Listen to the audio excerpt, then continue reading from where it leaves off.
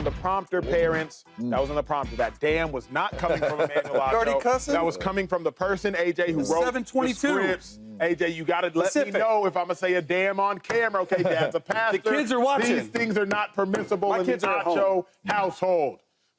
Well, speaking of being permissible, Joe Burrow. Joe Burrow. The play, James Jones, it's been inexcusable. Yeah. It's been inexcusable. I wonder who's leading on this. Is Joe Burrow on Lamar Jackson's level? Be honest, be frank, you be coming to me candid. first? You already know what it is, Jay. No.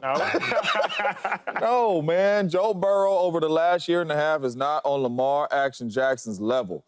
It ain't even close. Yesterday, I showed y'all a graphic of Joe Burrow, and there it is right there. Right now, I believe he's on Lamar's level. But once Lamar wins this game, Joe Burrow bounces on down. He bounced him down. He bounces on down to that tier. I like how he did that. And he's no longer up there with them elite dudes. I cannot keep saying the Joe Burrow of the Super Bowl is coming back. The Joe Burrow of the AFC Championship is coming. I can't keep saying that until he shows me it again. Right now, Lamar Jackson is so consistent every single year out there on the football field. He's always available, and he is consistent. Right now, Joe Burrow is not on Lamar Jackson's level, and he got to go out here on Sunday, and he got to prove it, man. What happens if Joe Burrow beats him? Do and they stay on right the same? there. He stay You're right not there. dropping Lamar down, He's going to be 7-8. I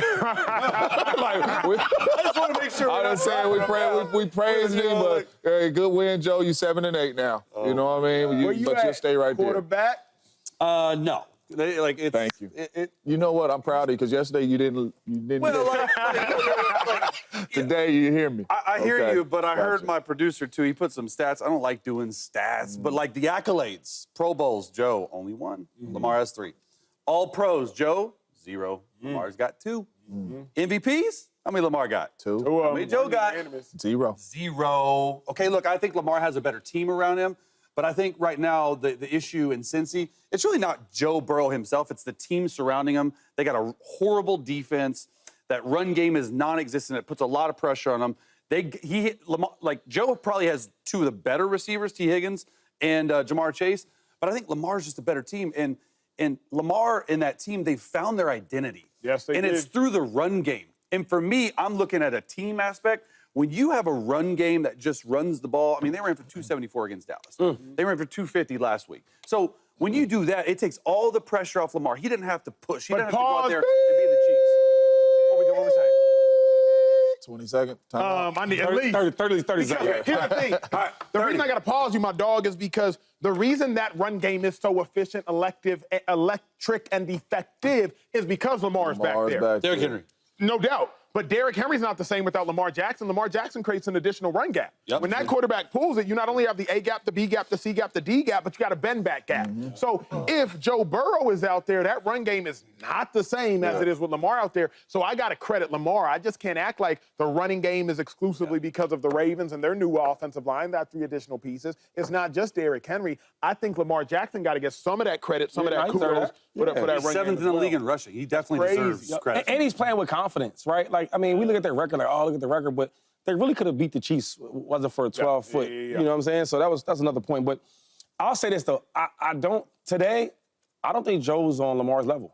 I truly believe that. Maybe a couple of years ago, right, when we was praising him for beating Patrick Mahomes, right, in Kansas City and going to the Super Bowl and et cetera, and changing that franchise from not being good to being the elite franchise. But now it's back to the same. Last year they wasn't winning. This year they not winning, right? And we always give them a pass because they find a way to win. But I don't know, man. I look at Joe and I look at Lamar, and I see one guy that's getting closer and closer and closer to that final goal, and the other dude that was super close, and now he's moving farther away. That is a good point. So I got to go with Lamar Jackson. And another thing is about Lamar, real quick before I'm done, he playing with attitude, right? I watched a guy like Marlon Humphreys, who really good corner for them, right? And pretty good big name in the league. And I guess he's a great personality on the team. And they won against the Bills, right? And he had the camera on. Hey, Lamar, this and that, third. Lamar said, yo, my man, get me off the social media. Yo, we 1-2, 2-2. Yeah. We have nothing to talk about. And when he said that, I can see a guy I played with, a dude named Tom Brady saying that.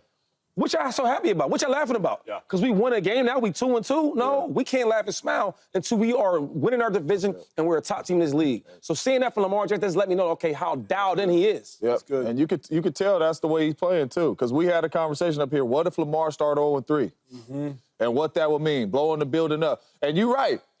Lamar's attitude and the way Lamar playing this game, mentally, physically, Lamar said that ain't finna go down. Yep. Like, I guess we'll never know. we will never know, but that ain't finna go down. I don't see that from Joe Burrow. I got a question for y'all. On this show, obviously, athletes, so sometimes our education wasn't of the greatest importance to us. JD is a psych major. Hold up, dog. What'd you study, big dog? Mizzou, business school. Top Oh, 25. my God. James, what'd you study, You big finished? dog? You graduated? You finished? Oh, yeah. Okay, there you go. Sociology, San Jose State. Yes, sir. Psych major. Yep. Psych major. You know what it is with your boy. You know it is with your boy. You know what I mean? Here's my question for you all. Can you all list the planet orders? Like Mercury, Venus? Man, hey, listen, man. That ain't paying the bills, dog. Like, what? This the facility. Early in the morning, I'm sure home maybe I'll get Mercury, Venus. There's an acronym for it. Mars, man. So, right, Are you smarter than a fifth grader? So the planet orders, right? Mercury, Venus, Earth, Mars, Jupiter, Saturn. You got it on your paper? Uranus, I know. Okay. You remembered it this morning. With that being said, the planets go in order based on their proximity to the sun. I look at quarterback levels based on my proximity to the brightest star, Patrick Mahomes. Patrick Mahomes is the sun in the solar system, if you will. Right. That's how I list the quarterback levels. Joe Burrow, you no longer proximal to the sun, big dog. You were the second best quarterback to me in football because you was close to the sun. You beat Patrick Mahomes to go to a Super Bowl. And then you almost beat Patrick Mahomes again, but he beat you. You were proximal to the brightest star in football, that sun. But you're not close no more. Lamar Jackson is because he went to the AFC Championship game last year. Josh Allen is because he saw Patrick Mahomes last year in the playoffs. But Joe Burrow, you're no longer proximal to the brightest star in football, Patrick Mahomes, who is the sun. Just like Mercury is listed first because of its proximity to the sun, Joe Burrow, you used to be there. But you used to be. Who's He's your no Mercury, though? Is longer it Josh there. Allen or is it Lamar? Right now, it's probably Who's your Lamar. Mercury? It's to Lamar or Josh. They're both in there. I don't want to get distracted by that. I know this much. Joe Burrow's not there no more. No. Joe Burrow's like Pluto. We used to have him listed. I don't even know if he listed in the joint. He's on Earth. Earth. He's on Earth. Hey, no, that's He's come true, back down to though. Earth. The first question is this, though. He's come back down to Earth. Which one's closer to the sun, Mercury's or Mars? I don't. Who's his Mercury? I'm thinking that must be the closest one. So that's where I'm at with it. Like, James, I love your tiers. Obviously, your tiers list is phenomenal. But Burrow, we gave him credit because he beat Pat. Yeah. That beating Pat was a long time. When you that's posed real, though. When you posed this question yesterday to us in the production meeting, and I start thinking on it, I have an answer that night. I send it to my producer, and then in the morning, I always, like James, flip-flop. I go back and forth.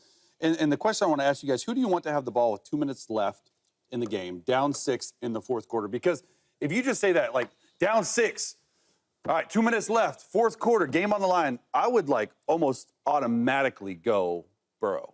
Yeah, I would too. All right. Over who? Lamar. No. But most people right now would say that, okay? Yeah. But in fact, it's opposite. Lamar is 8-16 in those games. Come on, man. 14 touchdowns, only 3 interceptions, higher rating than Joe Burrow. Joe Burrow's 5-23 when trailing in the fourth quarter. 5-23, 9 interceptions, 18 touchdowns, a worse passer rating than Lamar. So it's sort of like, why do I think that Joe Burrow is this all high and mighty? It's because he's playing from Leeds. He's still a really good quarterback. Yeah, of course. But, like, it's time to give some respect to Lamar because that, to me, as a quarterback, when we're in there, so many games come down to 2-minute drives. Who do you want the ball with your hand? It's Lamar. That's a good point, but, like, because everybody always goes that to the quarterbacks. Like, okay, who do you want the ball in 2 minutes or less, right? And a lot of, like, all the top quarterbacks, right? I would say Patty's number 1, but there's other guys. I'm like, yo, like Matthew Stafford. I like him too. Yeah. But I hate that because every team wins in different ways. Like Lamar Jackson, the Ravens, they might not be down by a lot with 2 minutes to go. So I don't have to throw the ball everywhere. I still can do my same offense. Or the way they play, they like to play ahead. They like to eat the clock up. They like to have time management. Yeah. So it's like, it's hard to really, because Colin was saying that, I think, to us the other day.